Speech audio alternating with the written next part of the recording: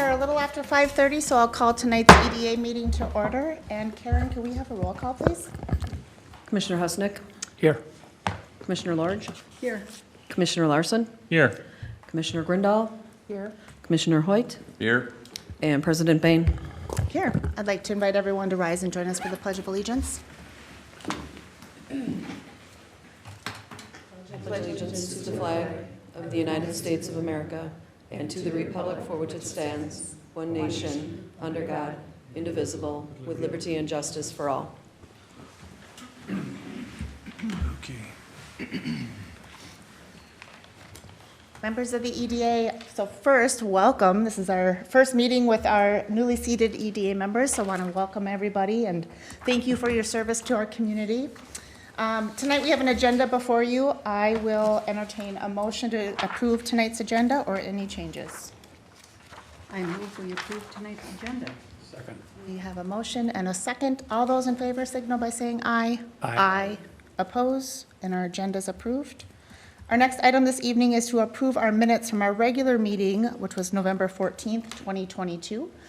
This first meeting is always a little bit awkward because you are approving the minutes from our last EDA, which you were not members of, and you are able to either abstain or to approve if you are comfortable in doing so. You don't actually have to be at a meeting to participate in this vote, but our first action item this evening is to approve those minutes, and with that, I would move that we approve the minutes from the November 14th meeting. Is there a second? I'll second. We have a motion and a second. All those in favor signal by saying aye. Aye. Oppose? Any abstentions? I'll abstain. We have one abstention. Very good. Moving on, our next item is consideration of the boat launch relocation evaluation and downtown shoreline concept. And Dan, I think you're starting us off, and then we've also got Bruce here as well. President, members of the EDA, just to provide a little context for this item, for the boat launch relocation evaluation and downtown shoreline concept design proposal. This was originally or initially discussed back in November at the last EDA meeting. The EDA did consider this proposal. There was some feedback at that time to take a look and kind of split it out into two projects, which is reflected in the proposal that's included in your packet tonight. Just bear in mind that this is an important next step in the downtown plan implementation, is by continuing to kind of evaluate the boat launch relocation and also what we can do with the shoreline there in downtown. We do have Bruce here from Tulalip to discuss the proposal and also really to kind of discuss the deliverables that are going to be a result of this study. And he also is here to answer any questions that the EDA may have regarding the proposal. And with that, I'll turn it over to Bruce to go through the proposal. Thanks, Dan. Hi, everyone. I'm Bruce Chamberlain with Tulalip Collaborative. I'm a landscape architect and have been working with communities for a long time on their community development work, whether it's public lands, working with communities on redevelopment projects with private developers, and so on. And actually, I'm going to show you just very briefly a process and an effort that I was a part of for about 20 years with the City of Mound, beginning with a downtown plan and then carrying that forward into implementation steps over the next 20 years. But I want to talk real briefly first about the proposal that we provided to do two things. One is to look at relocation of the boat launch or possibly just boat parking within the downtown area.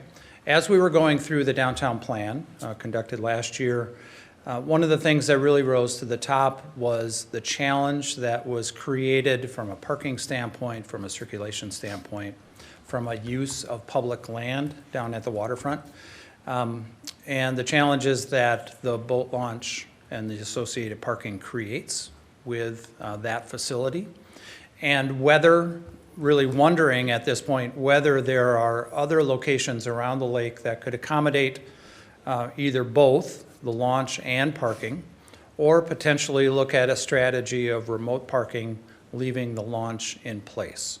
So the first half of the letter that I think you have a copy of talks about the services and the approach to taking a look at other options for the boat launch. And we call it a study, but essentially it's creating conceptual design, kind of a rapid look at any possible sites that are out there apart from where it sits today, and analyzing how much parking would be possible. Is it really possible to circulate trucks or cars and trailers through a site? Coming onto the lake, is it going to cause conflicts with surrounding land uses?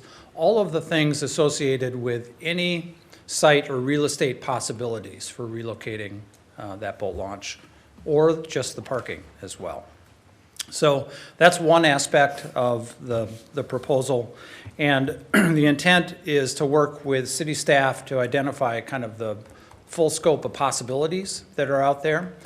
So staff will be taking the leadership around analyzing what's out there, what's possible.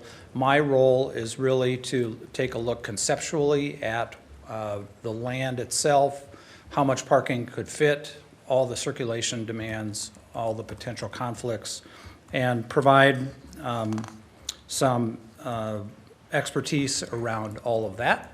And then package it up with a series of recommendations about what is possible, what seems to rise to the top as opportunities, whether or not you really have options to look both at parking relocation and launch relocation, or whether there are better options for remote parking and leaving the boat launch in place.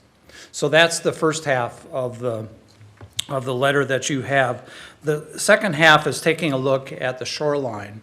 One of the catalyst projects that was defined in the plan was to look at the shoreline, create transient boat slips downtown, position those slips or docks in a way that that conforms or that lifts up the other strategies you want to accomplish with shoreline restoration, whether it's the kayak launch and landing, restoration of the shoreline itself, better battering against ice dams and ice flows that come into the park, those kinds of things. So it's doing conceptual design for the shoreline itself, and as part of that conceptual design for the docks or the multi-dock transient slips. So that is a conceptual design, a budgeting exercise, and potentially a phasing exercise for what pieces of that could go right away, what elements maybe you want to hold on, and how all those components are interrelated logistically. So you've got those two components in a proposal letter from me. I'm going to show you a little bit of Mound. I think you can see that on your screen. So this is downtown Mound, circa 1991, something like that. And I began working with the city of Mound in 1990. And at the time, they were interested in doing some beautification downtown. And we got into the process of the downtown plan. And the community really came to realize that there's more here than just beautification. There are some functional issues that they need to address, some kind of big functional issues that they need to address. And so the downtown plan became much more of a public realm total reconstruction and a redevelopment strategy. So this is 1991. This slide shows what it was in 2010, which was about the time that I stopped working with Mound and took a job in the public sector for a number of years. So I spent 20 years with the community acting as their landscape architect, downtown redevelopment strategist, and working really closely with staff on all the needs that they had. So if you remember, I'll just point out a few things. This was the image from 1997 and then what it became by 2010. The crux of it was really restoring a historic canal from Lake Minnetonka to the core of the downtown area, creating a marina and transient slips on the downtown edge, reorienting streets. So the main county road that travels through Mound, I don't know if you can see my cursor, probably not, but that was relocated, a main street was constructed, and then sites were opened up for redevelopment. So the commitment that the community made in that case was to about 20 years from the point they started the downtown plan to the point that they essentially had all of the new public realm and infrastructure in place to support redevelopment. Ongoing political will that it took to make that happen, and then about $30 million that they made or invested in the public realm in order to support private development. The yield was about $100 million in private investment, so about 3 times or so the public investment.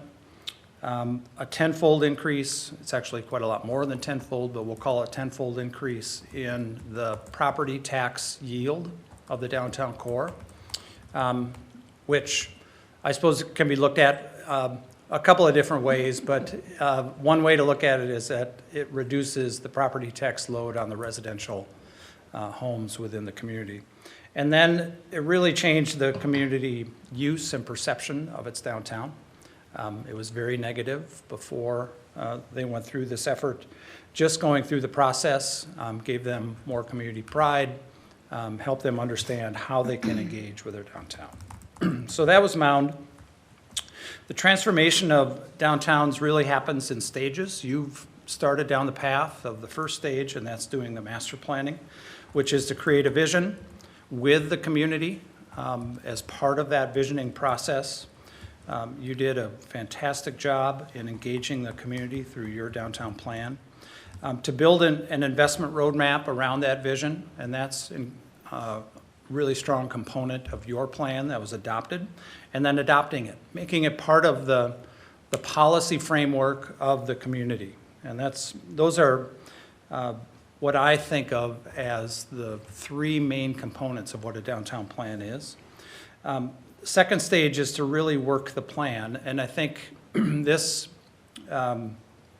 gets at some of the things that are within the proposal letter that you've got for doing those couple of small pieces. But to establish internal project curation and management, so to have someone internal to the community, city staff, who is really the keeper and the curator of what's happening downtown, to design and implement modest catalyst projects, which we talked about just a minute ago, those early demonstrations of commitment that you're showing both the community and potential outside investors that you are committed to this effort, to build relationships with potential partners, and to begin lining up capital, both internal and external, for more substantial investments later on.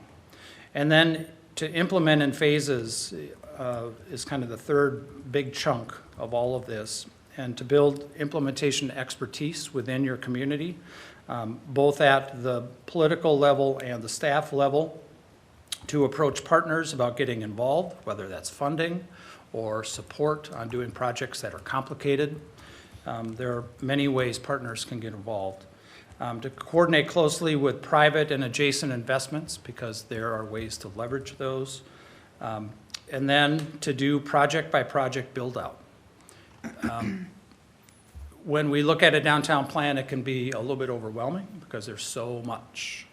But what we've tried to do with your downtown plan and what other communities do with their kind of big perspectives or big plans is to break them down project by project. And this is all about implementing those small pieces that lead up to the broader vision. And to plan on it taking, a decade or a little bit more to make this happen. Mound obviously was 20 years, and they take time. So this is an example, again, going back to Mound. This is the master plan, so the area that's, in color, basically, that's rendered is the area of focus within the downtown core. Phasing strategy was part of the plan. This is actually more of a demonstration of what's underway. This was during construction, and what was already accomplished and what's in the future. And then project pre-design, which is really similar to the shoreline work that's in front of you for consideration. Doing budgeting or cost estimating of construction, developing concept and concept alternatives, doing due diligence. Sometimes there's soil borings that are required, or survey that's required, or legal. title work sometimes, depending on the project. All of those are part of the due diligence effort.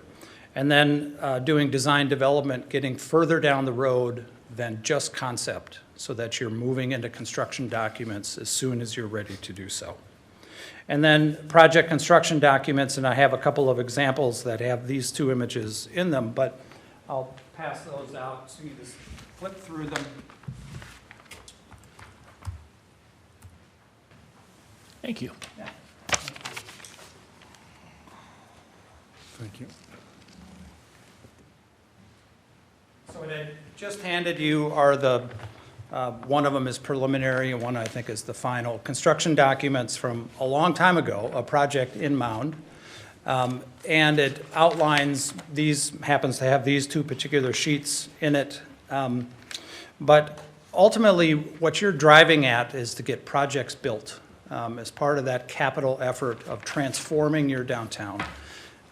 And that has all the social implications and all the financial implications of leveraging other people's investments. But that's an example of construction document for a particular project, in that case in Mound. This is an example of the bids, the bid tab as contracts came in for not this project, but a different project in downtown Mound that's publicly bid. And that's probably an important component also when cities do work, construction documents go out for public bidding, and the low bid is the winner of that work if the community decides to award the contract. And then construction, obviously the construction effort is part of what's lined up as part of all of this, and then finally what gets built. So in this particular case, these images you see on the screen are the result of those construction documents that you're passing around. So this was transient slips, overlook at the water's edge, dredging of the canal, and creation of the public realm or public spaces adjacent to the waterfront. So it has some similarity to what I think you're driving at with transformation of your shoreline. This project is much more extensive probably than you'll get into just because of the demands of this effort were really intense. But it has some similarity nonetheless. So I'm happy to answer any questions. I know I walked through that kind of quickly, but I think maybe if there's anything that's most important, it's that these efforts do take time, but you always want to be driving toward that construction effort, to have your eye as leaders in the community, your eye on the ball, and guiding staff and supporting staff in their efforts in conducting the work that's necessary to get those projects built. So that's what I've got for you. Thank you, Bruce. And your last comments actually kind of tee into one of my questions. What is your proposed timeline for Project 1, Project 2? What does that look like from kind of duration and also just time frame? Yeah, it's about the two of them, if they're combined together as kind of one singular effort, about 3 months or so. And it probably could be done faster as well, if that's something that's important. But And starting, are you, is it? ready to start as soon everything's- as you are. Okay. Yeah. So whenever you're ready to go, and if you decide to pursue these, we can jump right in. It's up to you. Thank you. Members of the EDA, let's just open it up for questions, discussion. Go ahead. Yeah, this question is probably for Patrick or Dan. Where do we stand with the DNR on permission to move the boat slip? Yeah, we have to coordinate with the DNR first. We have an agreement that they put the first boat dock in. That should be part of the staff process that Bruce talked about. There's what Bruce does, and this is what we do. So once we get this approved, we'll then also contact the DNR and see what mechanisms we have to go through with them. So do they need the alternative, that you need to present to them when they're considering it? I think we'll have to come up with an alternative first before they'll consider it. I mean, we can't go to the DNR and say, we just want to move our boat dock, and they'll say, oh, okay, just move wherever you want to. So what they will ask for is, okay, you want to move your boat dock, what are you going to do with the old one? How's that impact? What's the shoreline restoration is going to be involved with that? And then, okay, where's the new one going to be? Maybe there's some funding with that we can get from the DNR, but we have to understand, this is really phase, kind of this first step in the DNR is kind of this step 1A, because until we really know where we're going with it, the DNR is not going to comment really. And I think we should also keep on the table that not moving it may also be the result Oh, of the absolutely. study. That's one of the options, right? Like, we may choose to not move it. Yeah. Does that answer your question? Yes, thank you. I'll just mention also, if I could, Yeah, please. that if we get to a point early on in this process where it's a no-go, where the DNR says, and I don't expect this because I just don't expect it, but where they say, you can't move this. We have an agreement in place with you for this launch and this parking facility. You cannot move it. That means I stop. And I don't bill any more time than whatever preliminary time I put into it. So it's not like you would be paying me for a full study and a full analysis of a bunch of properties if we don't conduct it. So just want to mention that. Can I ask, have there been locations identified? I know at the community conversations around that, being that I think, Mayor Bain, you had mentioned, or maybe you had mentioned that, you know, our boat launch is one of the most heavily used boat launches in the metro area. With the downtown project, we obviously want to take advantage of that traffic and the potential foot traffic to our downtown area. So moving it much further out of downtown is counterproductive, really, to revitalizing the downtown, in my mind, at least, in my opinion. So is there a scope around how far out we would be looking for a new location? And is there any, I guess me coming away from that meeting was like, is this even a viable option? And why pursue spending money on a study if there isn't a viable option? Whether it's, we don't have a location nearby to accomplish the goals we want to accomplish, or have we made a couple calls to the DNR to say, I mean, I don't know, to me, I mean, moving that might be kind of a large initiative, and they might say right away, no. I mean, before spending the money on a study to move the boat launch. I can.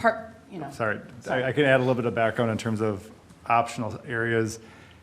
We've looked at them informally, like nothing's been identified at this point, you know, to say, yes, this is, you know, we looked at some dead-end streets that go down to the lake to say, can this possibly be configured in a way for boats to come in, turn around in a, you know, easy fashion, so you're not making a launch that's very, very difficult to use. I used to, in a past life, worked in a lot of launches, and some, you have to be an expert boat trailer back, Absolutely. you know, to get down in there.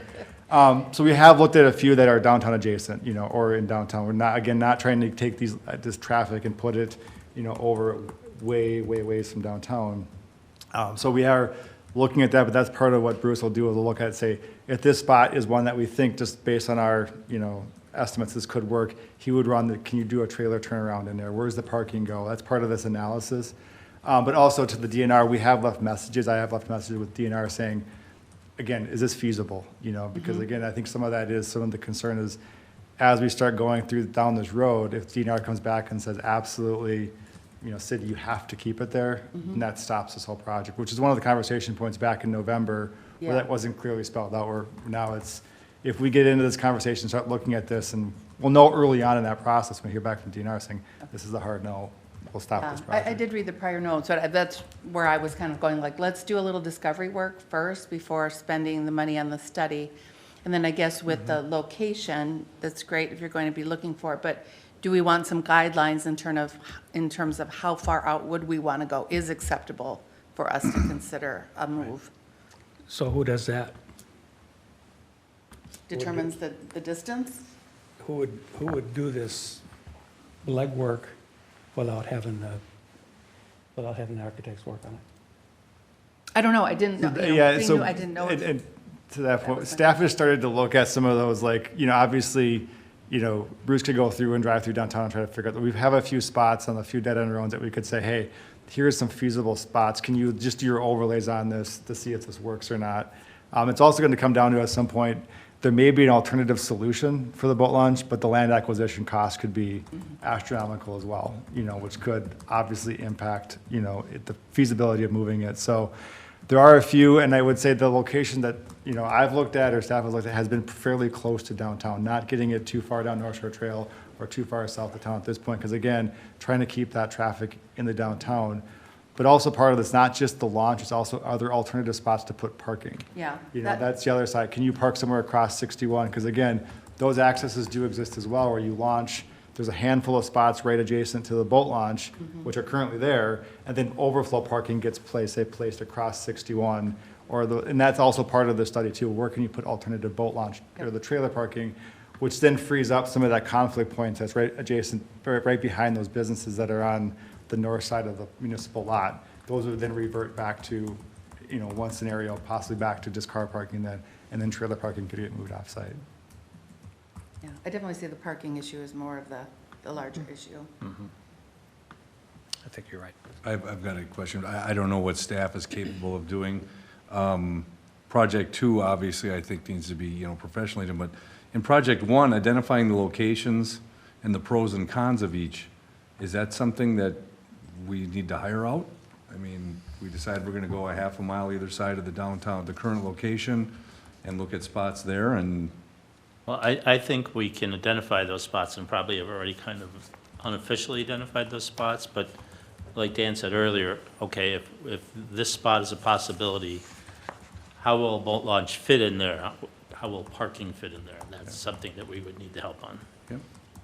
And also on the costing side of that too, what is that project gonna cost to move it there? Because again, it's one thing to identify, but then to go through, here's what an access cost would be, land acquisition, rebuild, all those details. So then you get the full picture of moving it from downtown here over to there, cost X. And we wanna make sure that we have a good gauge of what those costs are, because if you underestimate that and you start that project, you don't wanna have to come back with a massive change order halfway through saying, oh, by the way, we forgot this major component of it, which Bruce has done and has expertise in this type of work before. The pros and cons that we would do with each concept, let's say that I'm collaborating, or someone, whoever you bring on to do this work is collaborating with city staff on identifying the possibilities around the lake or within a defined area of the lake shore. And there are 5 possibilities that are raised. What I would do as part of this effort then is take those 5, understand what the site parameters or site boundaries are, prepare some conceptual design ideas for the launch, circulation, parking, do some analysis of potential conflicts between that facility and surrounding lands, and develop a preliminary cost estimate and prepare some really bullet point pros and cons of this option. And it has to do with cost, the concept, conflicts, all the things that we see with a particular site. And we do that for each one. If there are 5, we do it for 5. If there are 15, we'll do it for 15. However many possibilities there are, and then also with separating parking from the launch. That's another possibility that we know we're going to be looking at pretty heavily as part of this effort too.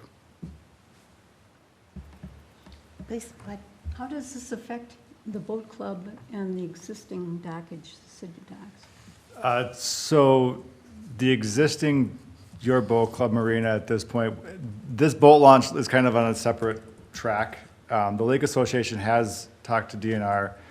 Public transient boat docks, so if it comes in and it's not a marina, we're not charging for slip rentals, it's just truly basically lake boat parking. That does not have the same size requirements that a marina does, because the marinas only can be so big and so many, I think, square feet of dock and so many spots. They're a little bit more lenient on transient boat dock spacing. So the boat launch itself, if it is able to be moved, one of the ideals on the downtown plan was to take the transient boat docks from its current location and put them up where the existing launch was. So there's a lot of moving pieces sort of long-term with how these things come together, which is why we're proposing both projects at one time. The other side of it is, say we can't move the boat launch, we'd still would be able to theoretically increase the transient boat docks, just put those in a different location. But we need to make sure that that location is not in conflict with the canoe and, you know, the stanchions on shore, sort of that non-motorized accessing that we talked about in the downtown plan. So it's almost like two separate projects, which Bruce has identified, but if the boat launch is able to be moved, transient boat slips could potentially get moved up there. If we can't move it, we can still look at those transient boat slips just in a different location in Lakeside Memorial Park. That might be a good segue, Dan. I know the Lake Association has an interest in expansion of, and kind of doing a project with the city on expansion of those transient boat slips. As I think about this project kicking off and that opportunity being on the table, I'm wondering if there is a way that consideration of a more immediate investment by the part of the Lake Association, and maybe it's in partnership with the city, we'll have to see how that works, right? If those things could go together, one of the things we have a large downtown plan that is massively underfunded, and so we've said we need to be, take advantage of all the partnership opportunities we can. And so if we've got an important partner coming to the table saying, hey, we'd like to do this, I think we need to find a way to accommodate that and find a way to get timeframes aligned. I think they're fairly, they're pretty excited to get something started. And so having that worked in, or at least considered as part of this conversation, they seem to fit because, again, a big piece to this puzzle is that transient dock space. And if we've got a partner at the table, I'd like to find a way to make this scope work with that project. And I know those conversations have just started, but if there's a way those things could merge, I think it'd be good for everybody. Just a couple of things on that. Obviously, if Bruce is if you approve this contract, he's had communications with the Lake District and the downtown plan to begin with, so they're familiar with each other. But also, if Bruce also meets his deadline of 3 months, we'll have a pretty good idea where some of those things may go, and then we may be able to actually act on that, June, July, or something along those lines, and have a better idea if they want to be a willing partner, if that's one of the first things that we can place, identified by whatever the project or whatever the concepts Can I come out just to say be. one thing? I'm on the Lake Association board, and we are more than happy to give that money to the city for the docks. And I would say regardless of what really happens, that we would take advantage of that dock purchase. Yeah, we agree with that. We just want to make sure that we only put it in one place at one time, that's all. We just want to know where it's going to go before we just plop it in somewhere. So I think that once these concepts come through 3 months from now, so what's probably May, we'll know by where that might be, so. And conceptualizing those transient slips Yes. and a multi-dock for transient slips is part of this shoreline effort. And I do appreciate having the broader context. We've talked many times in the downtown plan that one of our challenges is that we have a lot of things happening in a very small footprint, and in particular related to the transient docks, it's right next to the swimming beach, and it's right next to where we've wanted to do kayak stations, so let's find a way to make those things work together, but time also is, I think it'd be in our interest to be opportunistic of, we've got a great partner at the table who wants to see us see this happen, and we've got a massive funding deficit related to this project overall, so whatever we can do to bring those things together, I think is good. Go ahead. Would it be possible to have like a hypothetical location and he can tell us or explain to us what our needs or wants, or it's a no-go definitely, or this is something to consider? So like the area of like Northeast 4th Street by O'Connell Funeral Home, where we have the dead-end road comes down to the lake. We have several lots. I know that's probably prime real estate area, but I don't know if that's something that's a possibility to look at. And those are the things that are going to be identified with one of the sites that we find, whatever the sites that we locate. And again, we agree that they need to be close, or if not into downtown, that's important for us. So yes, we will look at any of those sites that may be possible. And part of the pros and cons in the site, for example, that you take into consideration, they may be very valuable pieces of property. They may be very costly for us to acquire if that's the place we've decided we want to go. So that's the pros and cons that we have to look at. Thank you. One of the things I have learned in working with communities on efforts like this is that these kinds of conversations are really important to kind of drive to a conclusion, because they tend to get talked about sometimes for years. And they never quite, we all never quite understand whether it's something that's possible or not.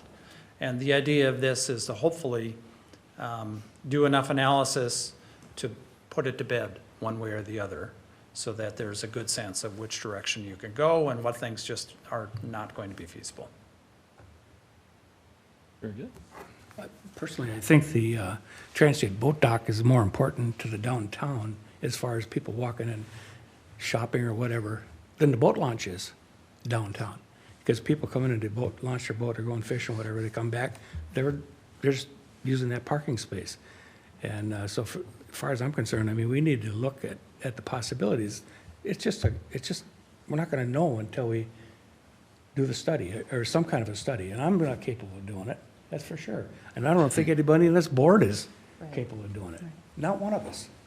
And so, personally, I mean, we think, I'm all for letting Bruce do his thing here and moving this thing forward. At least we're gonna find out, and we're gonna know whether or not it's possible. If it's not possible, then we've done our job. And I think the other part of this is that once we get all of the information, we also then will be able to prepare a budget. It will have budget numbers, and we'll try to figure out how we fit this. I mean, this looks like the first project involved in the overall downtown development, similar to the city that Bruce talked about, where they did it in chunks. Well, this might be the first chunk, and so we'll have to figure out, okay, it's going to cost us X dollars.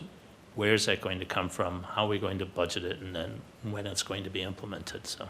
And whether or not there'd be any funding from DNR, or if there's gonna be an issue Or whatever, with the yeah. funding they've always given us, and we don't know that stuff until it's studied. That's all there is to it, as far as I'm concerned. And this is all, when we did this study, the whole downtown study, it was just one of the items on the list that we wanted to take a really hard look at and try to get it figured out whether or not it's possible. Simple as that.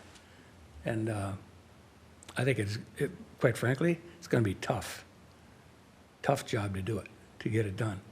So anyways, that's, so my next question though, to you, directly to you, as far as the funding for this study, just so everybody knows, how does that work? Is that EDA?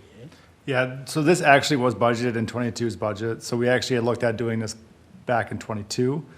Since it wasn't approved, those funds stayed within the EDA fund. So the EDA does have funding capacity right now for this Okay, budget. so it comes out of our budget. Correct, it's an EDA funded project. And did you say was budgeted for in '22, so we're not using 2023 dollars? Correct, yeah, there's Those are- enough that okay, was left over in still intact. 2022 that Okay. moved over. So Bruce, because we have the opportunity with the Lake Association, and that is more perhaps near-term than maybe when we started thinking about this concept, would you be open to us adding a specific line item as part of the project scope? Would be something around collaboration with the Lake Association on what that transient slip might look like, and what those plans might look like? I just think having that specifically called out kind of reinforces our intent, and just kind of spells out that there is some expectation of collaborative work. Absolutely. So one of the things we've got in there is number 2 on basic services to facilitate a working group. And I would think you'd want representation from that organization within the working group. And they can share their knowledge. We can get that kind of going right away as part of the effort. And if I may also add on that, I have a concept from the Lake Association of one of the proposed docks that I can get over to Bruce as well to kind of start that conversation, because we talked transient boat subs. Here's what it looks like. Here's what the concept possibly could be, to see how that fits in. Because again, the concern when I talked to the Lake Association wasn't about the transient boat docks. That wasn't the issue. It was wanting to make sure that the investment that was purchased fit what we were doing. Because like you said, there's a lot of moving pieces with this. So that concept there, that's going to help guide that work. I think give him a head start in getting that placement. I also just will just kind of address the cost real quick. I know that there's been maybe some weariness. We've done a lot of studies. We've paid a lot of money as part of building the downtown plan. But in my opinion, this is kind of our next best step, and a major this sets the stage for a lot of recreational activities downtown, and we've said that that's important. And so to take the time to have the study to consider all of the factors related to what are we doing with boats, what are we doing with trailer parking, what are we doing with the shoreline, I think sets a strong foundation that if we don't take this step, things become very piecemeal, and that's where we've gotten ourselves in trouble. So in my opinion, money well spent to just, again, make sure we've got a comprehensive plan that works together. I agree, I think, and I have a better understanding now that if the boat launch is moved to a nearby location with the transient docking would be maybe in place of where that launch is, so that, to Sam's point, you know, providing more opportunity for more people to come into town, so. Right. Yeah, no, I agree. I mean, What's also interesting about this concept of changing the dock is, I'll just say anecdotally, is I've had this conversation with many community members over time. It usually starts with well, is there really any place? And that conversation almost ends up with well, what about here, here, and here? I mean, it's not been very often that the answer comes back with a resounding no. And because there seems to be some question, I just think it's worth it for us to evaluate the top 5 options, have all of the information, have that publicly available, and so that when we make the decision, we've got the support of here's why. Here's why we moved it, here's why we didn't move it, here's what was considered. Because again, what starts off as many times it seems to be the answer is it needs to stay where it is. Many times I've found in conversation we end up with, well, what about another location? So. Other questions, points of conversation? All right, I'm happy to entertain a motion if anyone is ready to make one. I'll make it. I move the EDA Fund Project 1 and 2 for $18,345. I'll second. We have a motion and a second. Any further discussion on this? Hearing none, all those in favor signal by saying aye. Aye. Oppose? And motion carries. Thank you, everybody. Thank you, Bruce, for being here tonight. Thank you. Don't forget your Forward maps. working on the next step. Oh, yeah. Yeah, I have to take those back to the archive. Thank you. Thank you. Thank you, Bruce. All right, next on our agenda this evening, Forest Lake Area Chamber of Commerce 2022 year-end review. And Nanette, it's good to see you. Glad you're here. Yes, sorry. Well, good evening, President Bain, EDA members, and city staff. I have in your packet was my report, my written report, and I'm just going to highlight a couple things. I'm not going to read this whole thing to you. I think some of the more pertinent pieces of information are, and especially for those of you that are new to the EDA, during COVID, we created what was called the Washington County Chamber Coalition, and we work very closely with the Washington County CDA and the workforce. And in that process, we did an extensive business survey probably a year and a half ago. And from that, we have been able to create some great things. One of them was a summit that the first one was held a couple months ago. And we're actually hosting it right here in City Hall next week. And so that's a great opportunity. It's an educational format, and I'm very proud of the work that has transpired from that. And in addition to that, we also have the Next Step CEO program that was released from that survey. And it's not only a very robust website full of information, but we also have mastermind groups or peer-to-peer groups that are now forming from that. So that was just one of the benefits, I guess you can say, from a global pandemic, and one of the major things that has come to fruition in the last year.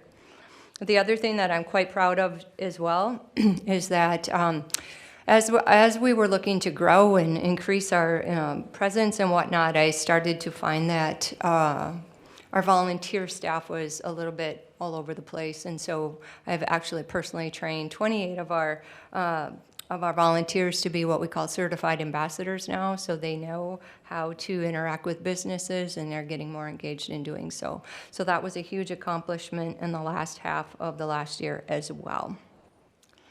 Let's see, another piece that I was excited about is we've always worked with the Forest Lake Times. They do a feature page every time we go and visit businesses, do ribbon cuttings or whatnot, any of our celebrations, they are in the Forest Lake Times. But I did work with the Forest Lake, the Lowdown, and they are putting in business spotlights every month, and then every other month a what's new map, and so that's just been great. So and again, if you hear about something, let me know. It's just a great place, and we get lots of traction from that. People are very happy to see some of the things. Boy, people just want to know what's happening, don't they? Especially if you're on any of those community Facebook groups. So that was new as well. Another thing that we found was super effective, especially during the holiday season, but we will continue this on, is our community events page on our website. And so that's a place where we can put all the things, right? It doesn't matter if they're chamber members or not. And so when we hear about things, we go ahead and put them on that community page. And during the holiday season, of course, there are many, many, many things. And so that was a great opportunity for us to see how that will work, and now we'll continue that forward. Let's see, the other thing that I guess Abby's here, so I wanted to just mention that between Dan and Abby and I, we've met a number of times, just probably starting in December. And so we've just been really looking at ways that we could intentionally collaborate. And so those conversations have been fantastic, and things are in the works. And so just really, really happy about that. So those are the main high points that I see, and gladly answer any questions if you have any. Thank you, Nanette. Members of the EDA, any questions for Nanette on her year-end review? I don't have a question, just a huge thank you for all the hard work you've been doing. Yeah, And you've I been busy. appreciate it. Monumental job. Thank you. You want to mention upcoming events, Expo? Do you want me to, would you like me to just carry on with that now, and But then I'll be done? chamber update now? Okay. So yes, we do have a couple of big things, three main things right now that are happening. We just finished up our collaboration work on the exciting Spring Fling. Very happy to announce that the City of Forest Lake will be our launch event, starting on April 1st. Bolton and Mank is one of our sponsors as well, and so we've extended it to cover 2 weeks. If you're not sure what it is, we do a social media campaign, print campaign, and drive people to local businesses. So we have them hop in, they get a stamp, there's a deal, and then we have a calendar of events, like I said, starting with the city's event here on April 1st. There's Easter Bunny pictures and an Easter egg hunt, and so we'll be building out that schedule now that we have our players. That'll be built out over the next couple of weeks. And then that will lead right into the Lakes Area Expo, which has been on hiatus, again, for obvious reasons, right? And so the Lakes Area Expo, if you've been a community member for a long time, used to be I think it was called the Home and Garden Show back in the day, and it was at the high school. And we're staying with 4th annual, even though we've skipped a few years, and we did have to cancel it in 2020. This will be the 4th time we do it, and it's at Maranatha Church, and so again, it's a big exhibitor event that is on April 15th. So the exciting Spring Fling will go right up through the 14th, and then we go right into the expo on the 15th. So those are the big community orchestrated types of things that we're doing. And then behind the scenes, reworking our website. Excellent. Thank you, Nanette.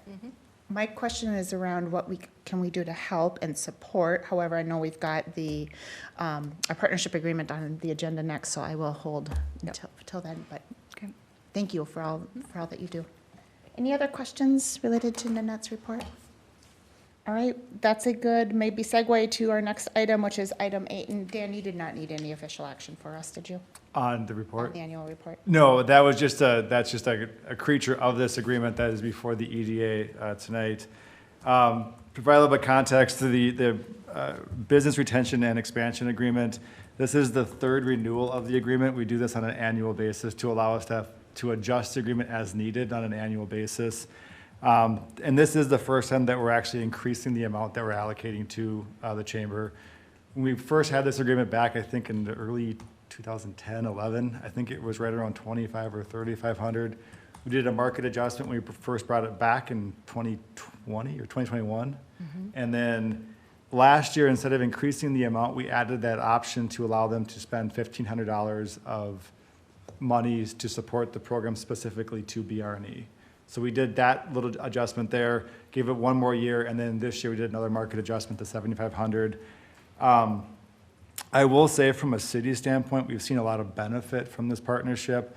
There's been a number of site selectors or people looking for spots within Forest Lake that have come through contacts with the chamber first. They'll reach out to the chamber first. The net forwards them to us for follow-up.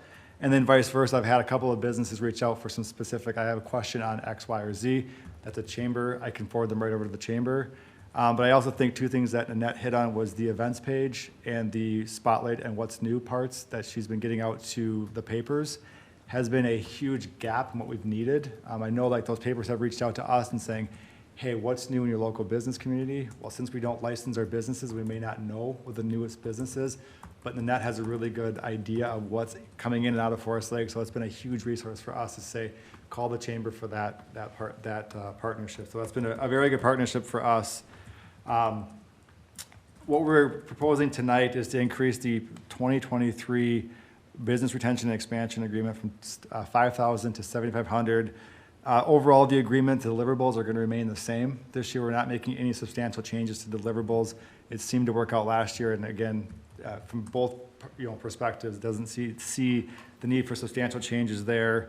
We're also keeping in the option to allow for an additional $1,500 for out-of-pocket expenses. So if the chamber launches a very business retention expansion project that's very specific, that's sort of outside their normal scope of what they would do, she can come to the EDA pre-launch and ask for the funds to be allocated. So again, this is not something that there's going to be a bill at the end of the year. We do have to pre-authorize those funds. That is included in this agreement as well. But other than that, it's pretty much a cookie cutter agreement from last year. We'll bring this back at the end of '23 for review and see if you want to renew it for '24. That annual review seems to be working out pretty well. It allows us that flexibility of allowing us to change as needed based on what we're seeing out in the business community. So with that, happy to answer any questions the EDA may have regarding the agreement. Thank you, Dan. Members of the EDA, questions on the agreement? History, scope, pricing? No, I have no problem with the agreement because it's been working. But Dan, would you mind just kind of going over, I'm a local business, right? How do I apply for this money? How do we get that word out to folks that, for this business, this is the specific agreement that we have with the chamber that they do the outreach to the business community on behalf of the city. So yeah, okay. Yeah, this is separate than the commercial improvement incentive loan, which I'll get to in just a minute after this. But that's part of the outreach that she'll do, is that if a business comes in and is looking for financing, for example, or they have an exterior improvement, then that can be the one that then goes out as part of their ambassador business and say, the city has these programs available. I just want to make sure everybody understood, I just have a question a little bit off topic. What exactly is our 2023 budget for the EDA? That is a great question. Can we table that until, if we can, maybe do a quick update on staff update? Otherwise, could we, actually, maybe it's even better placed at our next EDA meeting, just do a full budget walkthrough? Yep. Let's do that. Let's give it the time it's due. It's not a big budget, so it won't take a ton of time, but at least we can talk through just some basic kind of structure things of the EDA, scope of work, work plan, budget, maybe just that administrative review at our next meeting. Yep, I think that's worth a separate agenda item.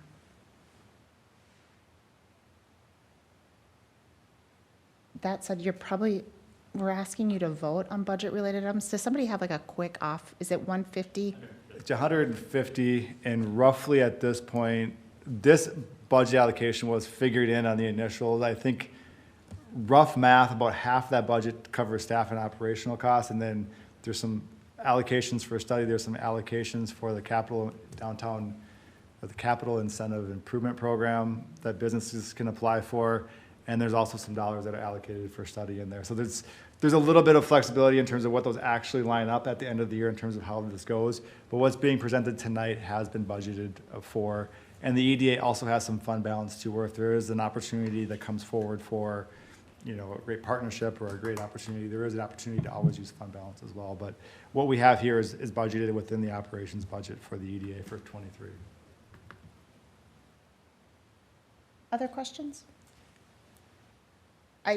Just a quick comment, I appreciate that you've had some conversations and some addition, maybe a broadening of scope of collaboration related specifically to events. I think that's just an area that we can continue to, does not make sense for the city to have an event track and the chamber to have an event track. We're going after the same target audience, let's bring those things together.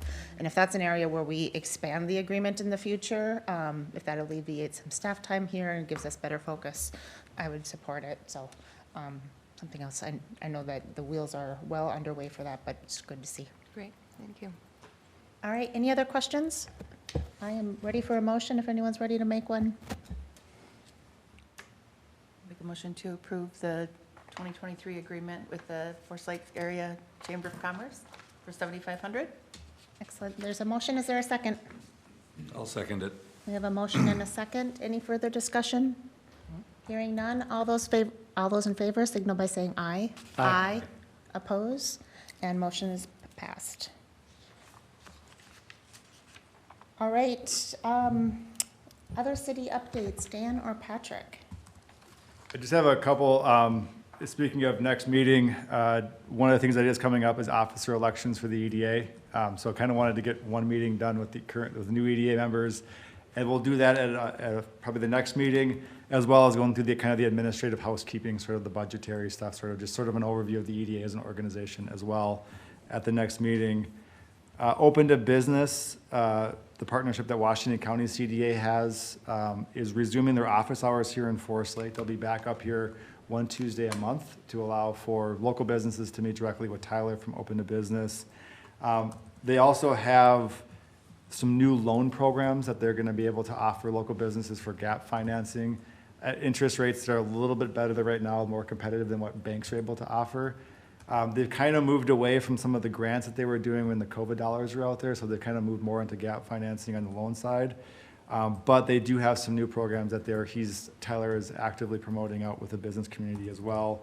He also forwarded me a bunch of ads that I can start plugging into our Facebook and social media as well to get people aware that there are programs out there for local businesses. And just for all the new EDA members, Open to Business is a consulting service that Washington County sponsors that allows local businesses free of charge to go get free business consulting work. Can do some gap financing if you're doing a project. They do some advice if you're looking to expand, business planning, et cetera. All confidential, and it's all free service to all the businesses who want to apply for it. So it's been well received here, and I'm glad to hear Tyler's coming back up here on Tuesdays to start resuming office hours. The Capital Incentive Improvement Program, it's the updated downtown facade program that we had.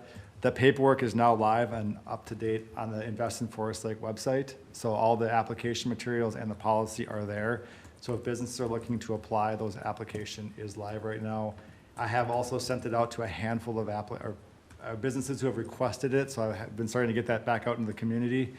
And I had a frequently asked questions sort of marketing material on my old computer that when I transferred to my new computer, I can't find it. So I will try to get that out as well, but that is getting created as well for the marketing side of it. So those materials are now live and up to date. And the final thing I have is for the Headwaters 123 parcel, Dan Peterson, the broker that we had, is no longer with CBRE. He moved on. So we have a new listing agent, which is Brian Pankratz. And Brian's focus is more on the commercial and business park kind of development side of the world. So we're looking to kind of rework our marketing materials to kind of reflect his expertise in business park development. But it's still also going to be kind of co-marketed in technology as well. So he's just kind of adding another set of ponds for us to put that property in as well. So everything else with CBRE looks good. So he's excited to kind of take it and see what happens in the commercial and industrial side as well. How much time is left on that listing agreement? It was just renewed in January. Okay. So we have a 1 year on that. And that's a 1 year agreement, so every year we can renew it.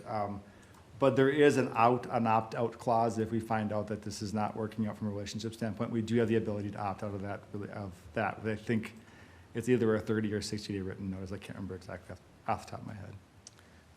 pencil for future agenda time for the EDA, we should just do a review with the current EDA of what the parcel is, how we acquired it, what our current marketing plan is, types of projects that have been considered. We should just do an overall. We've done a number of site-specific studies and investments that we should kind of just cover, just kind of where we are on that project would be good. And all with the goal of when we have a decision to consider, we want everyone to just be well-placed with the right context to make a good decision, so. Will do. Can I ask a question regarding the incentive program? You said you've reached out to a couple of businesses, and I don't know how big of a budget is set aside for that. I think I read that they cap at 5,000, per business, but is there a thought in reaching out to either through your services or through the city to businesses for awareness campaign? Yeah, that was part of, so there was a two-phase. We had to get the policy got approved, and then it was starting to work on the application materials, making sure all those frequently asked questions. And once all that kind of core stuff was done, then actively marketing out to let businesses know that it is available. Because when we first launched this program back in 2015, 16, it was a while ago. Okay. There was sort of an initial blitz that brought some applications in, but then it sort of has kind of inked along at just a couple a year, one a year, two a year. And part of that reason was the original policy had the application, you had to spend $50,000 to apply for it. So that entrance point was fairly high. That's been adjusted now, so it's 10% up to $5,000 total. So those smaller projects do qualify now. And we've also expanded the area, so so it's not just downtown anymore, it's basically all commercial properties within the city. So we'll have a marketing campaign as well when everything is finalized. Thanks.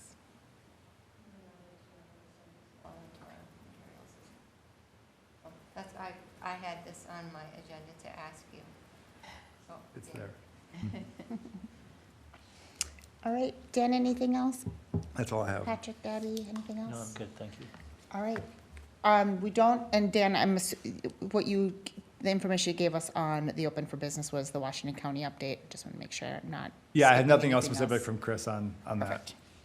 All right, we are at the Can I end. make just, Yeah, please. I did mention this, but I didn't really tell you. I want you to be excited about this because the Optimize Your Business Summit that we are hosting with the CDA and What's Next CEO. We're actually bringing 5 facilitators. This is a program that's going to be here next Thursday, and I believe we're max capacity, which Karen is why I was asking the size of that room. And so very excited. The first time we did it, we had 30 people, and I think we're going to be well up to 50. So Fabulous. all mulling around here next Thursday. That's great. Excellent. Any other questions, updates? We are at the, go ahead. Just a comment.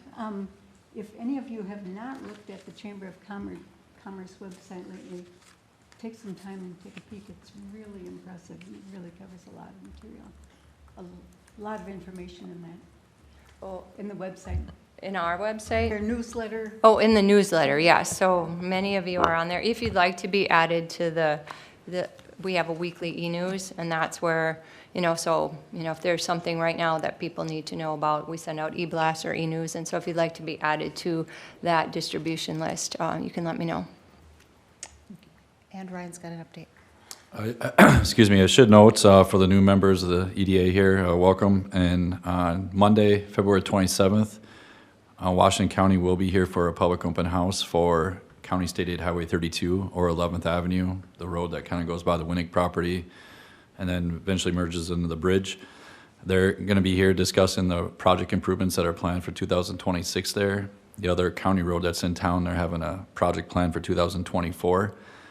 There's going to be significant pedestrian improvements with these two projects. This one obviously is of high importance, very tight footprint, but you got the density of the residential homes on the south side and all the apartment buildings on the north, us being able to connect that from a pedestrian walkability to the Hardwood Creek Trail and Everton Avenue and other internal sidewalk projects that the city has done, that's going to obviously make it easier for people to get from quarters of living to some commercial properties, right up here off of Centennial in that area too. Not, I know it's outside the downtown area, but we got businesses everywhere too. But just as we continue to build that network out with the 2 county projects, and then I'll just hit quickly of the MnDOT project. The city's working very closely with MnDOT on the 2025 project from the Divergent Diamond to the first roundabouts, and that'll include a pedestrian facility, a trail on the south side of Highway 97. So upon those 3 projects alone, just the walkability in town will significantly increase, and that hopefully gets people to some of our businesses or events much easier if they don't have vehicle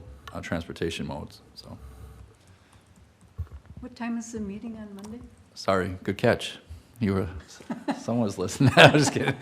4:30 to 6:30, so it's right before the city council meeting. Obviously, the county will stick around longer to answer any questions, but we'll have to come back down and start our meeting here at 7 that night too. Perfect. All right, any other updates? I think we're at our end of our planned agenda. I will entertain a motion to adjourn. Before you adjourn. Motion, is there a second? I'll second. Motion and a second. All those in favor signal by saying aye. Aye. Oppose, and we're adjourned. Thank you, everyone. Have a great evening.